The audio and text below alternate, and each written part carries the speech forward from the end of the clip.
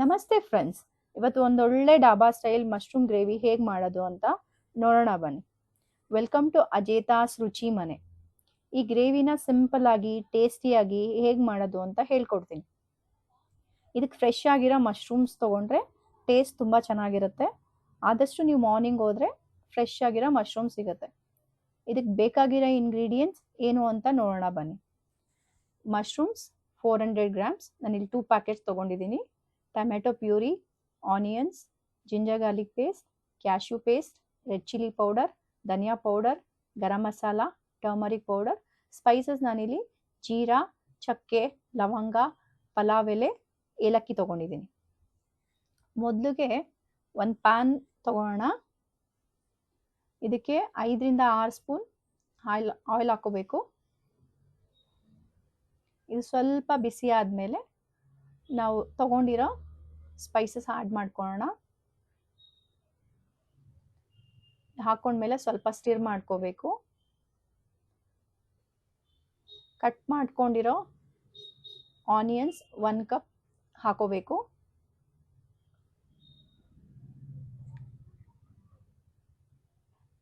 Two minutes fry ಮಾಡ್ಕೋಬೇಕು. Colour change ಆಗುತ್ತೆ. ಆಮೇಲೆ ಇದಕ್ಕೆ ಮನೇಲೇ ರೆಡಿ ಮಾಡಿ ಇಟ್ಕೊಂಡಿರೋ ಜಿಂಜರ್ ಗಾರ್ಲಿಕ್ ಪೇಸ್ಟ್ ಆ್ಯಡ್ ಮಾಡ್ಕೋಬೇಕು. ನಾನಿಲ್ಲಿ readymade ginger garlic paste use ಮಾಡ್ತಾ ಇಲ್ಲ. ಇದು ಗೋಲ್ಡನ್ ಬ್ರೌನ್ ಕಲರ್ ಬರೋವರೆಗೂ ಫ್ರೈ ಮಾಡಬೇಕು. Mushrooms usually vitamin D rich ಆಗಿರುತ್ತೆ. ಹಾರ್ಟಿಗೆ ತುಂಬ ಒಳ್ಳೆಯದು. ಲೋ ಕ್ಯಾಲರಿ ಇರುತ್ತೆ, ಫ್ಯಾಟ್ ಫ್ರೀ ಇರುತ್ತೆ, ಕೊಲೆಸ್ಟ್ರಾಲ್ ಫ್ರೀ ಇರುತ್ತೆ, ಬ್ಲಡ್ ಪ್ರೆಷರ್ ಮ್ಯಾನೇಜ್ ಮಾಡ್ಬೋದು. ಮಕ್ಳಿಗೆ ತುಂಬ ಒಳ್ಳೇದಿದು.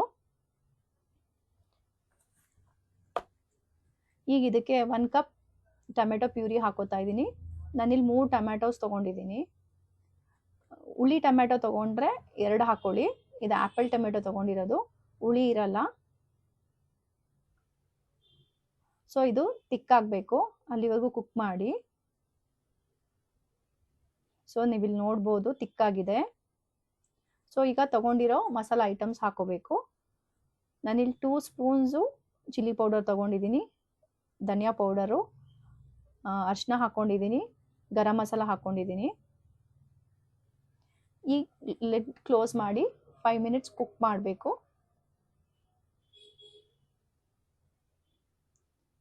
ಇಲ್ಲಿ ನೋಡಿ ಆಯಿಲ್ ಎಲ್ಲ ಸಪ್ರೇಟ್ ಆಗಿದೆ.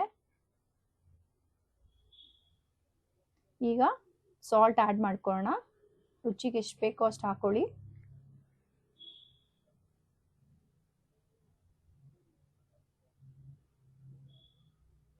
ಕಟ್ ಮಾಡ್ಕೊಂಡಿರೋ ಮಶ್ರೂಮ್ಸ್ ಹಾಕೊಳ್ಳೋಣ. ನಿಮ್ಗೆ ಬೇಕಂದರೆ ಹೋಲ್ ಮಶ್ರೂಮ್ಸು ಹಾಕೋಬೋದು. ನಿಮ್ಗೆ ಹೆಂಗೆ ಬೇಕೋ ಹಂಗೆ ಕಟ್ ಮಾಡ್ಕೋಬೋದು. ನಾನಿಲ್ಲಿ 1 ಮಶ್ರೂಮ್ಸಲ್ಲಿ 4 ಪೀಸ್ ಮಾಡ್ಕೊಂಡಿದ್ದೀನಿ. ನಿಮ್ಗೆ ಬೇಕಂದರೆ 2 ಪೀಸು ಮಾಡ್ಕೋಬೋದು. ಸೊ ಇದನ್ನು ಚೆನ್ನಾಗಿ ಮಿಕ್ಸ್ ಮಾಡಬೇಕು. ಮಸಾಲ ಎಲ್ಲ ಮಶ್ರೂಮ್ಸ್ಗೆ ಸೇರ್ಕೋಬೇಕು.